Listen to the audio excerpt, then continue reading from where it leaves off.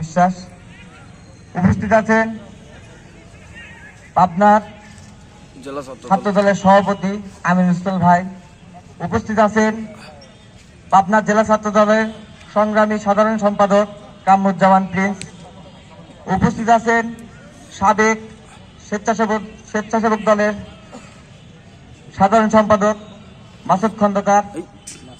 উপস্থিত আছেন মাসুদ রানা।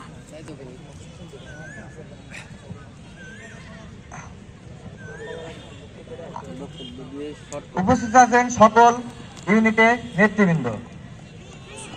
আজকের এই ঈদ পূর্ণমিলনী অনুষ্ঠানে বক্তব্য দেওয়ার কিছু নাই। সরকারি অ্যাডাল্ট কলেজ কর্তৃক যে আয়োজন করা হয়েছে, বিগত দিন আমরা এটা করতে পারি নাই।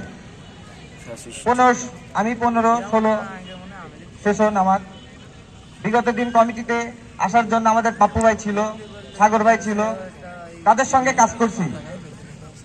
এই অ্যাডাল্ট কলেজে ছাত্রলীগের দ্বারা আমরা নির্যাতিত।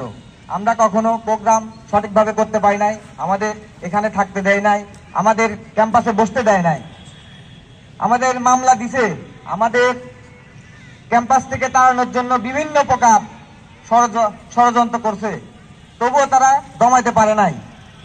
আমরা এই অ্যাডাল্ট কলেজ কর্তৃক সকল প্রকার যখন কেন্দ্র ঘোষিত প্রোগ্রাম আসছে তখন আমরা সেটা যথাযথভাবে পালন করছি।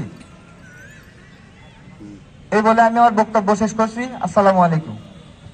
ধন্যবাদ অলিকে। সংগ্রামী বন্ধুগণ, এরপর